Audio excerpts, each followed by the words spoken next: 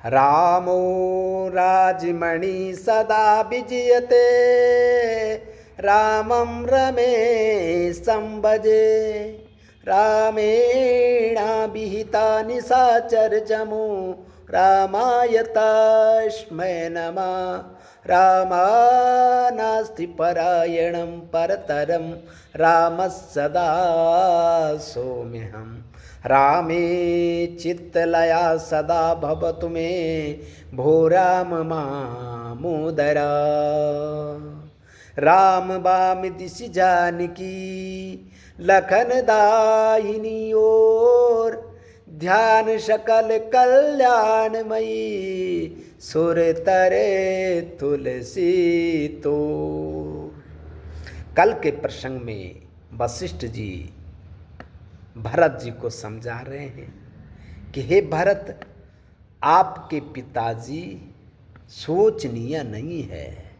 दशरथ जो राजा हैं, आपके पिता, वो सोच करने योग्य नहीं है। सोच करने योग्य कौन कौन है, उस प्रकार से जो है वशिष्ठ जी महाराज ने भरत जी को समझाया। और आज भी वही बात कह रहे हैं, बखानस सोई सोचे जोगो तप बिहाई जे भावई भोगो सोचे पिसोन अकारण क्रोधी जननी जनक गुरु बंधु विरोधी सब विधि सोचे पर अपकारी निज तन पोषक निर्दयी भारी सोचनीय सबई विधि सोई जो न छाड़ी छलो हरिजन होई सोचनीय नहीं कौशल राऊ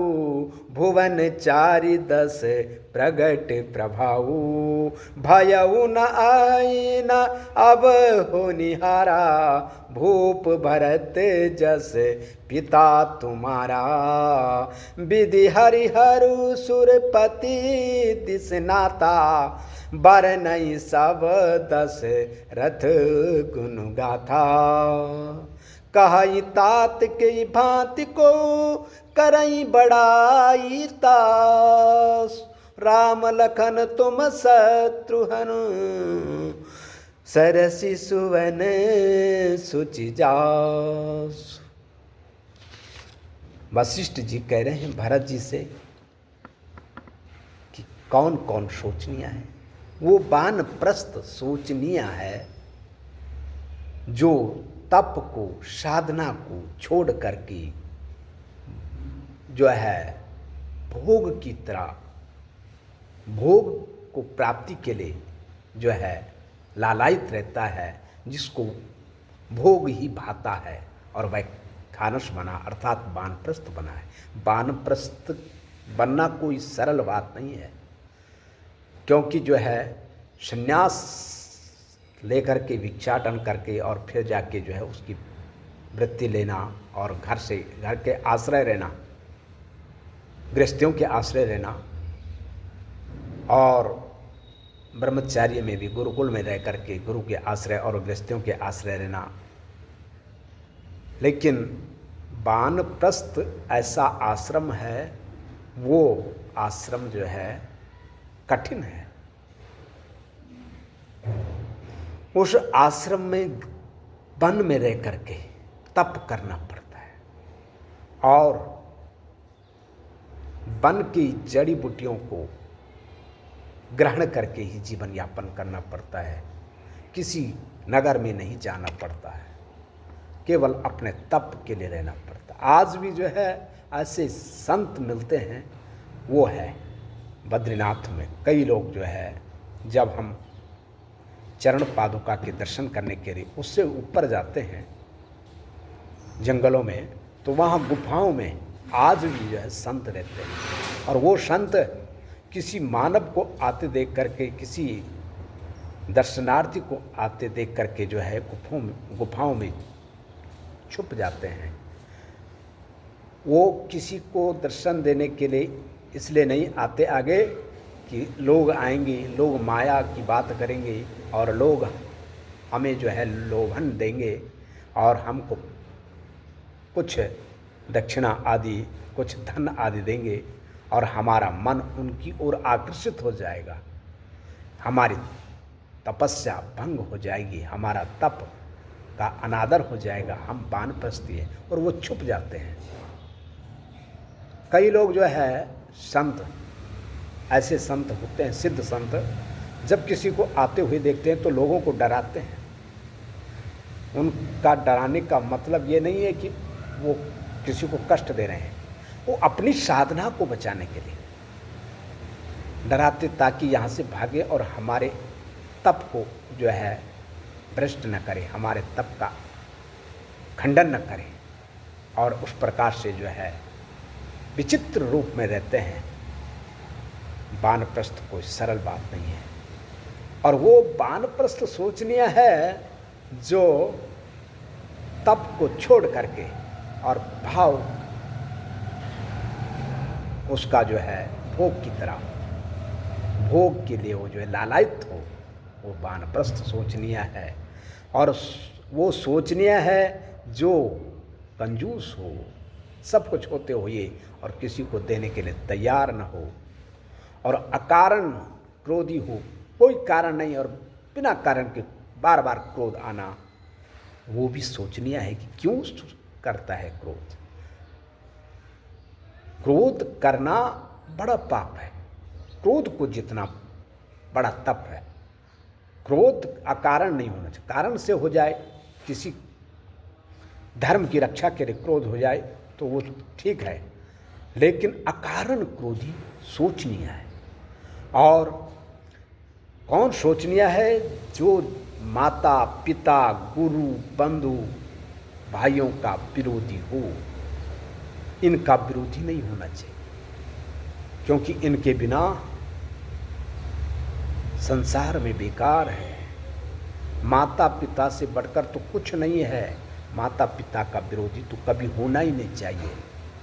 आजकल क्या कर रहे हैं, सब कुछ प्राप्ति करके और माता पिता को जो है वृद्ध आश्रम में भेज रहे हैं, उनके विरोधी हो रहे हैं, उन पे आलंछन लगा रहे कि इनकी क्या सेवा करें, ये तो शोर मचाते रहते हैं, इधर की बात उधर करते हैं, किस किस की बात करते हैं घर में पता नहीं है। इस प्रकार से जो माता पिता को जो है दोष देते हैं और विरोधी बन जाते हैं उनके, और उनको वानप्रस्थ, उनको जो है गृहस्थी अर्थात उनको वृद्ध आश्रम में भेज देते हैं और गुरु का विरोध करते हैं, भाइयों का विरोध करते, बंधु का विरोध करते हैं। वो सोचनीय है। क्यों? संसार में जो है सभी आपके काम नहीं आने वाले हैं। भाई बंधु माता पिता गुरु आदि ही आपके हितैषी हैं और वही आपका भला चाहते हैं। भले ही जो है वो कटु वचन बोल देते हैं, लेकिन कटु वचन उनका औषधि के रूप में है, उनसे विरोध नहीं करना चाहिए। और जो उनसे विरोध करता है वो सोचनीय है। और कौन सोचनीय है? जो सभी विधि से दूसरे का अहित करता हो और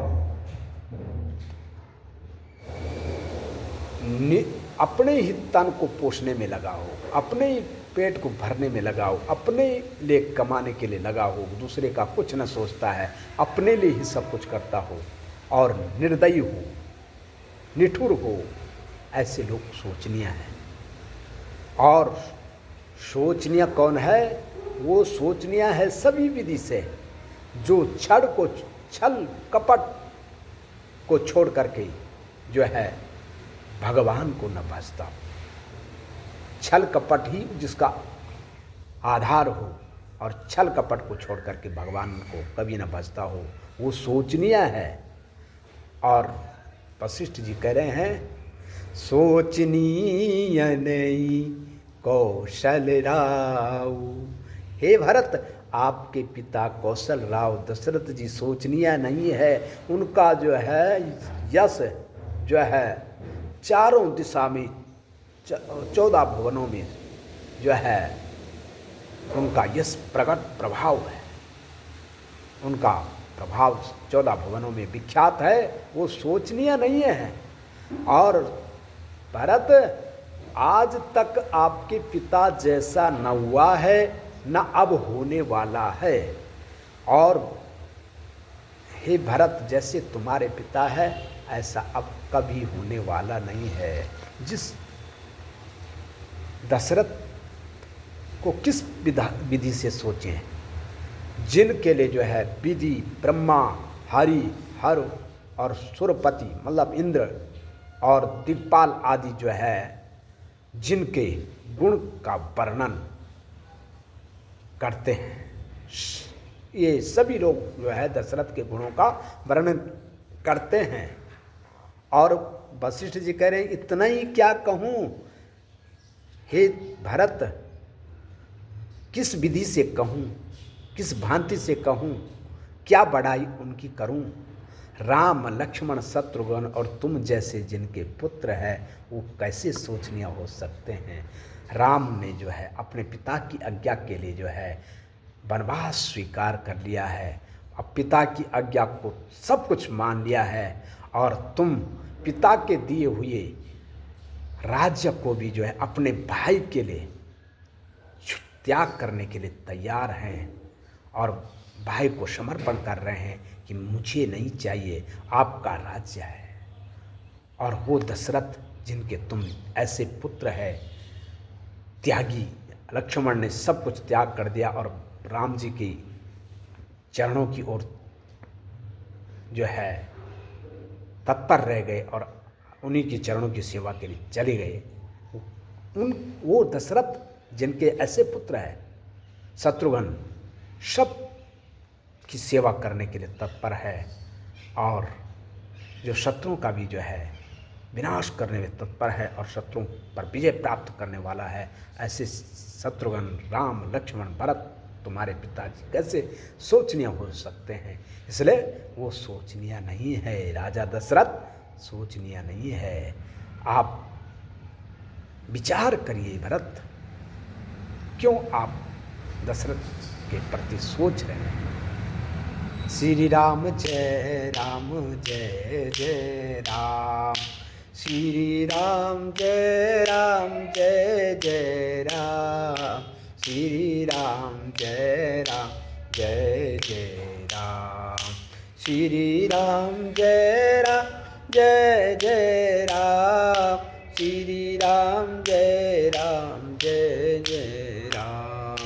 श्री राम जय राम, जय जय राम। श्री राम जय राम, जय जय राम। श्री राम जय राम, जय जय राम।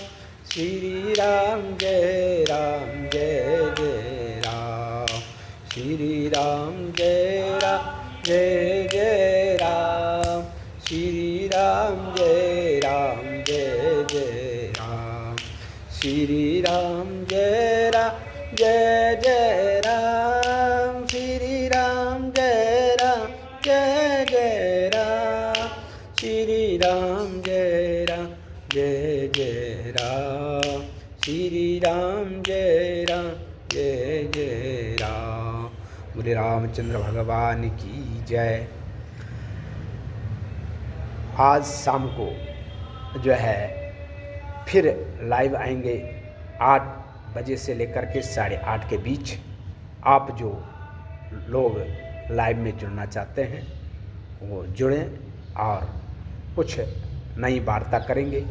जय श्री राम, जय श्री राम।